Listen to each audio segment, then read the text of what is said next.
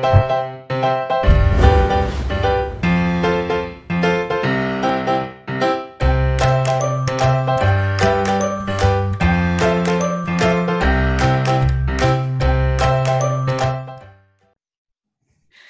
everyone, and welcome to another episode of The Family Couch. I am so excited to have with us on as our guest, Robin Grille.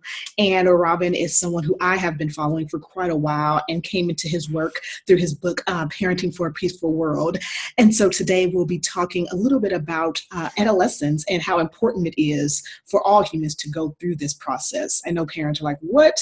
Can we just rush through it? But it is one of those processes that we have to go through as humans, and Robin is going to help us feel more empowered as we go through it. So, Robin, thank you so much for being on with us today.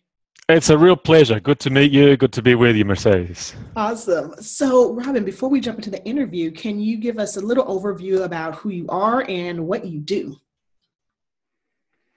Okay, well, where to begin? Hey, guess what? I was born in Uruguay in South America. And Spanish was my first language, and my parents were from Romania. They're Romanian Jews. They've migrated to Uruguay, and when I was about 10 years old, we all migrated to Sydney. I've been living in Sydney ever since, and so I feel like I have quite a few cultural kind of inputs in my life. I had a German grandmother.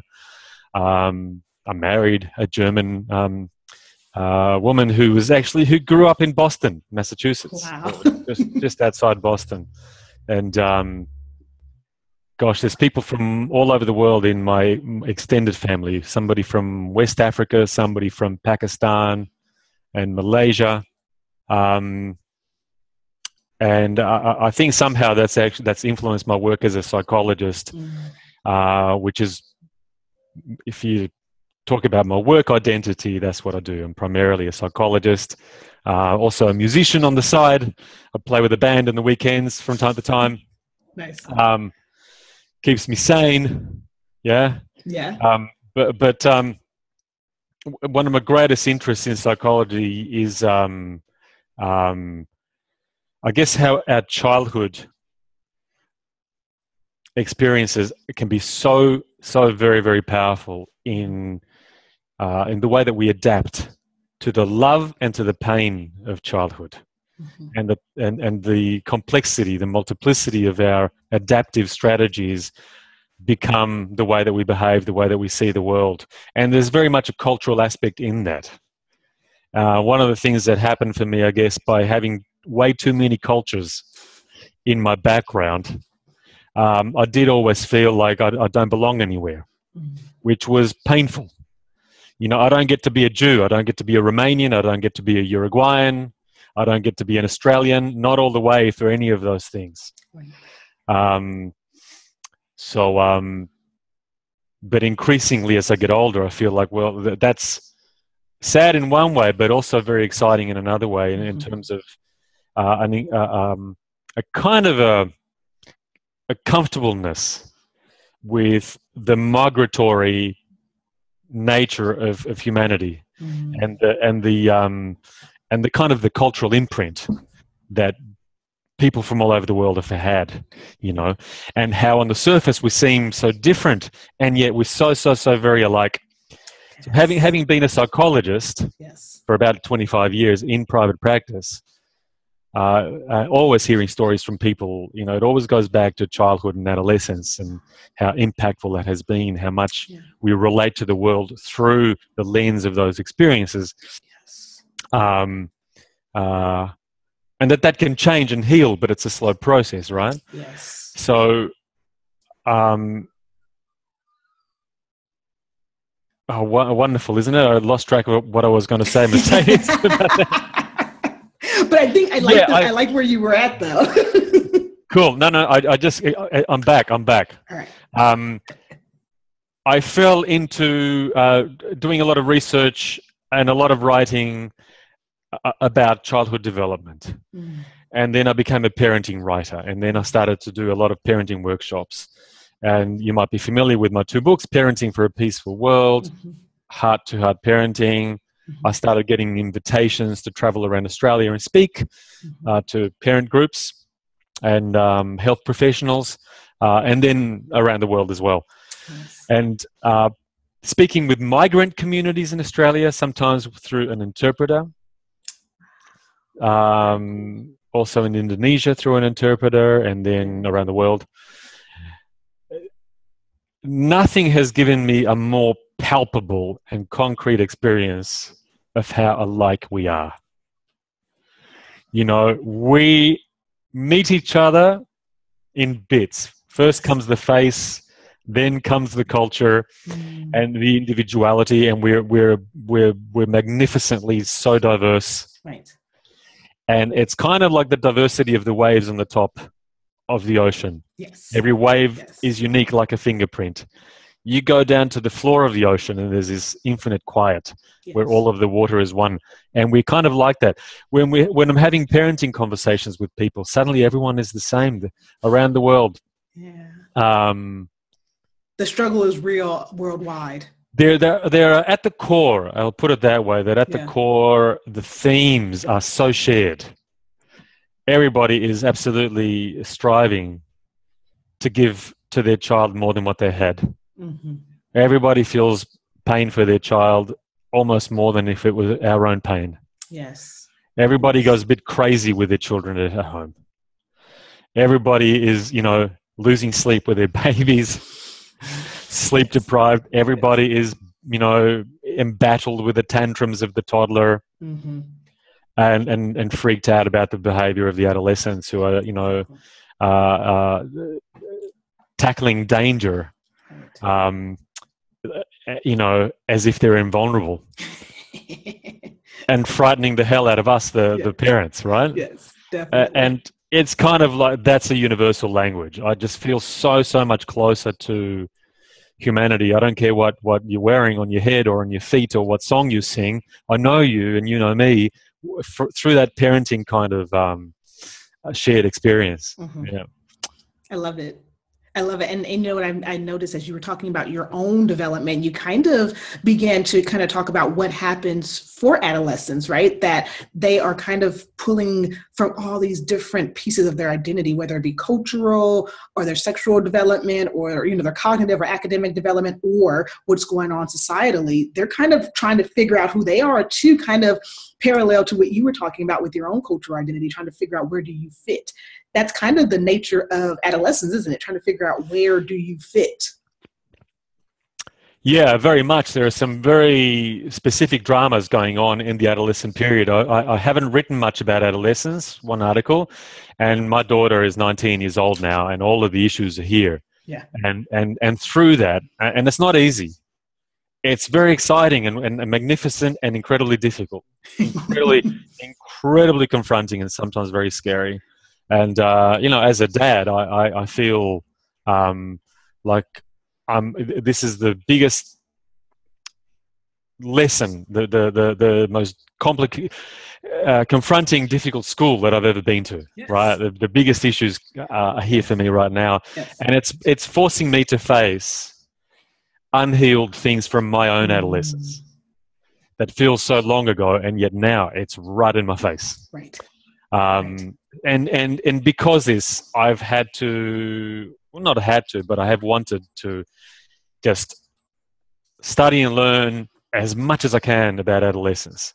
Yes. And I've been working with that, young people in my practice as well, quite a bit. I'm fascinated, and what a wild and powerful time it is. Right. And it really is its own adolescence, say from about 13, 14, maybe even 12. In fact, I'll say this just quickly. I have a feeling that kids start to this kind of dress rehearsal for adolescence at about 9. Don't be too surprised. Some of that cocky stuff comes in. Yeah. Some of that measuring yourself, as part of a where do you fit in socially? Which tribe will you belong to? Yeah. Who is your in group? Who are the out groups? Right. All of those dramas start to play out. The alliances, the bitchiness. It can be cruel sometimes. Yes. and some of that early kind of sexual stuff starts to come in, even as early as 9. Yeah. A little bit of flirting, a little bit of measuring each other, a little bit of this kind of defensive avoidance of the gender that you're attracted to, you know. All of those energies start to heat up in the classroom even. Right. And then it really catches fire like a forest fire, you know, around 11, 12, 13, doesn't it?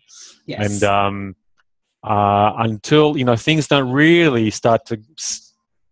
That plane doesn't start landing until, you know, 23, 24, 25. So, you know, 12 years of these kind of dramas, really, in a family. Yeah. Yeah. Family is hard. Yes. It is hard. Yes. And as a very good friend of mine told me, I went to him for his counsel because he's a psychologist and he's worked only with adolescents his entire life. Yeah. In you know, work with youth in trouble and all his, and as a high school counselor. That guy's like a living treasury of knowledge and experience about adolescence. Yeah. And he said, really, the parents need the support. So much of it. Yeah. Don't just think that the young people need their support, because of course they do. But don't forget the parents, because they're going to do it hard. Yeah. For you know, not all. It's not that everybody goes through the same stuff, but for a lot of families, you know, it's a difficult time for parents. Scary and challenging and frustrating. There's conflict. So it's a good thing that brain science now has really understood exactly why adolescence should be conceived of as a distinct developmental period with all of its own dramas and developmental kind of purposes, because it is a distinct stage in terms of brain development. Yes, it is. It is. And, you know, it's interesting because you mentioned like how it starts at 9. And I think in the US, we call those tweens. I don't know if you guys have that term out there. Yeah. We call that 9 to 11, 12, a teenager. And it's, by the way, that was invented. If you really want to understand human beings, don't ask the angels, ask the devil. It's that category, the tweens, that was invented by the advertising gurus. Because they know how stuff works. Yes. They knew the kids together and you sell to them.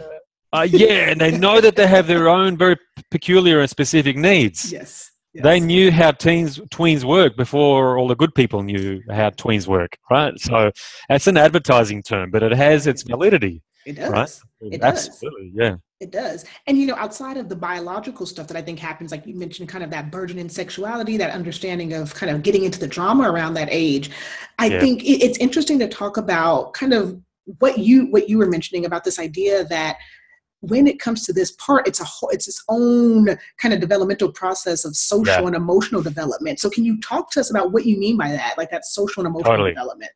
Totally. Yes. Can I start with the brain, just to say a little bit about the brain, because that gives it a kind of a reality, right? Yeah. A biological reality. And this has all been, you know, this is hard science. It's, you know, it's the understanding that we're going through functional magnetic resonance imaging tests where we can see what's going on inside the brain very clearly. Right. And there is...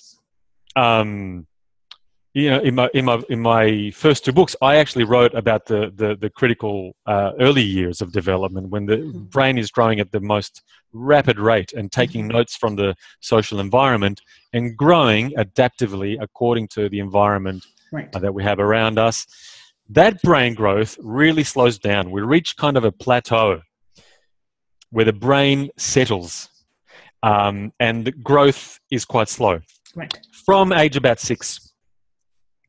The frontal lobes is what re-accelerates. There's pruning of brain cells and brain pathways that we're not using, and a very rapid, a very, very busy regrowth of new brain pathways, mainly around the frontal lobes, between the ages of about 12, 13, 14, and 23, 24, 25. And then we settle again. Gotcha. So it's a time of great, we're very unsettled, a great flux in that time. Yeah. And the frontal lobes, now I'm not a neuroscientist, but I can tell you the basics. The frontal lobes, they work like they have a few functions. They work like a transformer of energy. They take the emotional brain, the raw emotional brain, which is the limbic brain behind the frontal lobes at the center, that produces 240 volts.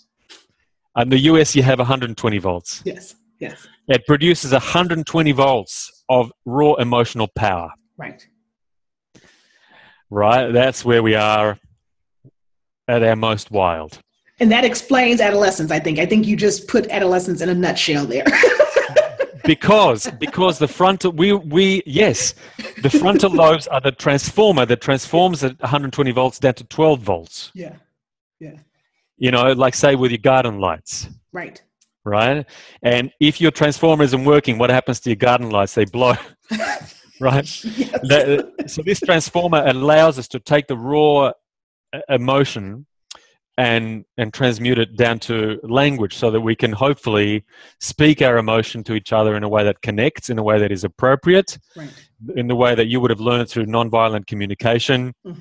You know, we can say to each other, I feel hurt, I feel sad, I'm frustrated, I'm angry, I'm scared, I love you, I miss you. We can speak our emotion. We don't. So without that, we are overreactive and we attack each other and we run from each other. It's kind of like we get oh my goodness, we're out of control emotionally.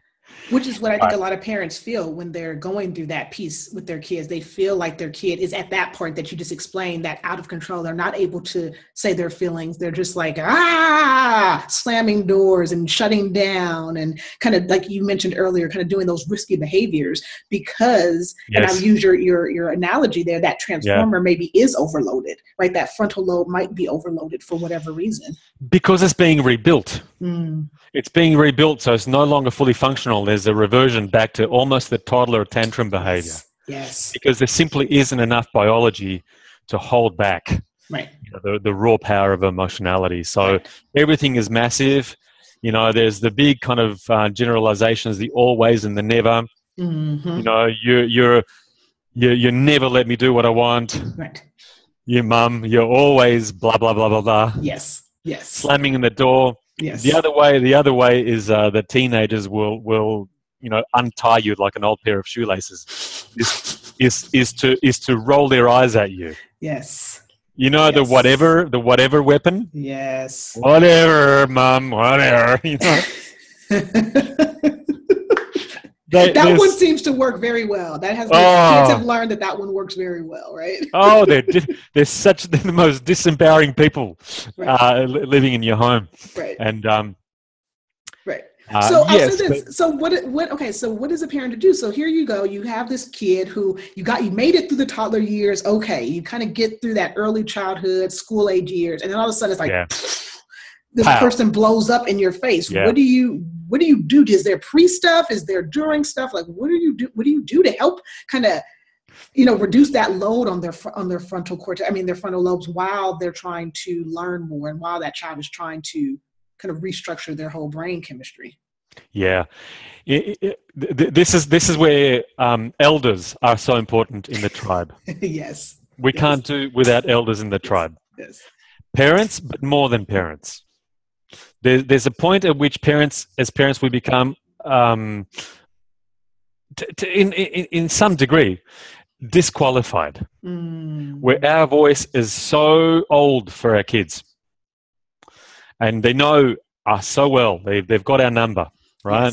Yes. That sometimes it really reinforces, because this becomes a lot about boundary. Yeah.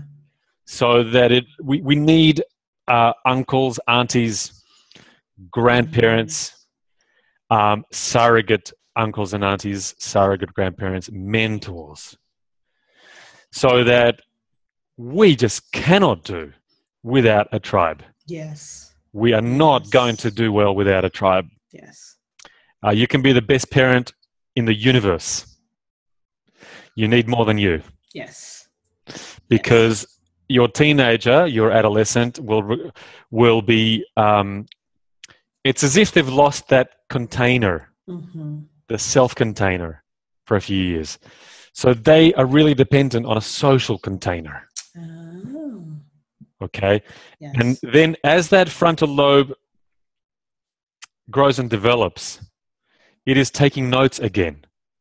So that the way that they self-contain when they're 30, 40, and 50, right, to a large degree goes according to the script of how they were contained by their elders. Wow. If we react punitively, or if we react with shame, they're likely to react to you in a very, very hostile way, and they're likely to absorb that shame and be self-punishing and self-shaming as they grow older. That really awfully painful inhibition, that so many of us carry around. Yeah. Gets in the way of love, gets in the way of creativity, performance, etc. And you mentioned earlier something that I actually really appreciate about what you're just talking about, which is this idea that your kids are going to trigger you, right? They're going to kind of put you into that desire to be punitive, that desire to be shut down, that desire to say, hey, we're going to set some limits and I'm going to make sure you don't kill yourself while you're on my watch. But for me, and I'm sure you feel the same way, because you're kind of in it too, that triggering is more, would you say, about your own work and the work that you might need to be doing? Absolutely. That way you can provide that safety container for your child without, adding the shame component to it. Yes. When we all have an automatic self, that range of our behavior that is reactive. And it's characteristic to each of us. We're all a combination of, we either, when we're overstressed and when we're overprovoked and we feel out of control in that moment emotionally, which happens a lot in response to the wildness of the adolescent. Yeah. That we either overreact or we underreact. And, we either get depressed or we become neglectful, we become avoidant, we walk away, we plunge, we implode, or that we overreact outward. We become punitive, we become shaming, or we become possessive, intrusive, invasive. We burst into their bedrooms. We demand to know what's in the diary. Who have you been talking to? And I want to say that before we feel too ashamed about that, this is what goes on behind the closed doors of most people. Humanity is learning how to ride this wave better, so we all have something to learn. And then when you look at our overreactions and our underreactions to this great challenger of the adolescent living in our home, if you're honest about it, it comes out of the playbook or the script of your own unhealed childhood or adolescent wounds. So we start to sound like our own parents did at their worst, or our own carers, or our own school teachers. Everywhere I've gone around the world, I love to do, particularly when I'm talking to big groups, I like to do a little social experiment. And I say to people, put your hand up if you, sometime in your life, if you made a vow that you're never, ever, ever going to sound like your parents did when you're speaking to your own child. Almost everybody's hand goes up. No matter what your language is. Bam. And then I say, keep your hand up if you've broken that vow already many times. Almost everybody's hand stays up. Right. And then that, oh my goodness, that sheepish look of, oh yes, boy, did I fail that many times. It's because we have this automatic self. And it tends to just burst out when we feel most threatened, out of control, when we feel helpless about how to deal with a conflict. So if we understand that, then there's a much larger context. Our adolescence, this is also true for our children of every age, but today we're focusing on this. Our adolescents, you can conceive of them as being here to provoke the healing that you need.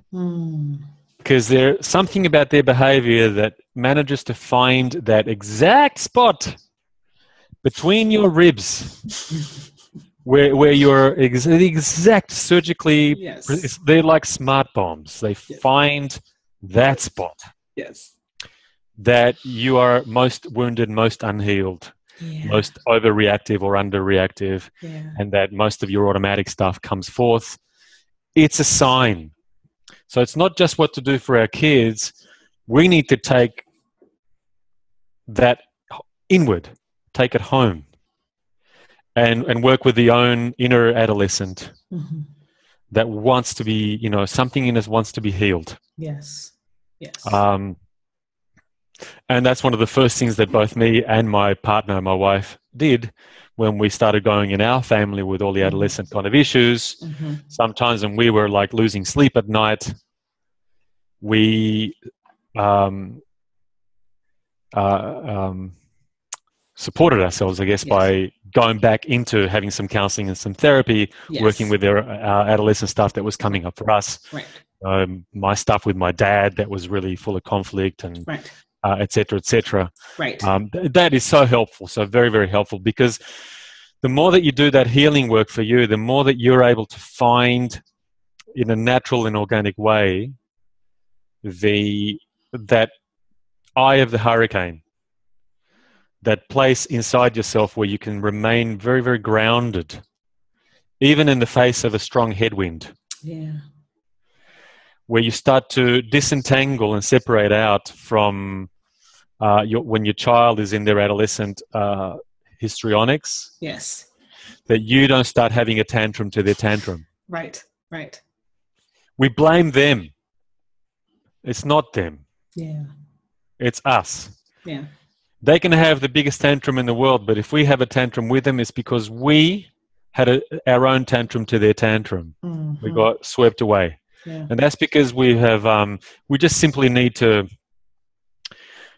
those are opportunities to then, it's a sign. This needs healing in me. And I think, I'll say this too, I think that's why when you were talking earlier about the tribe, that's why it's so important to have that support. So when you are kind of like overwhelmed yourself, and maybe you do have a partner, but you and your partner are both kind of like, you get to have aunts, uncles, cousins, community leaders, friends, people that can come in and say, all right, let's give you a respite while your kid figures themselves out and while you figure yourself out, whatever that looks like for yourself.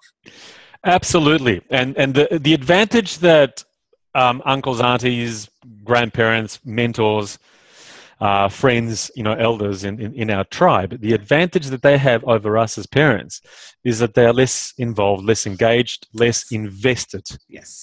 So they don't get wounded in the same way. And they don't get frightened for our kids to the same degree. So they feel those things, but they don't get drowned in that level of emotion.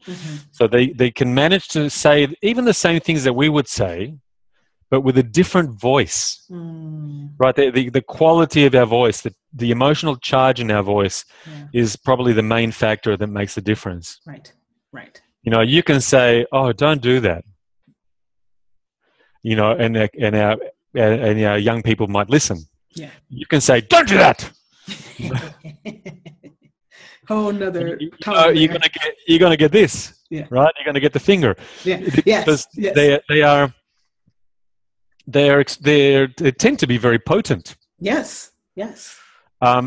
of the things about the frontal lobe changes is a kind of a fearlessness.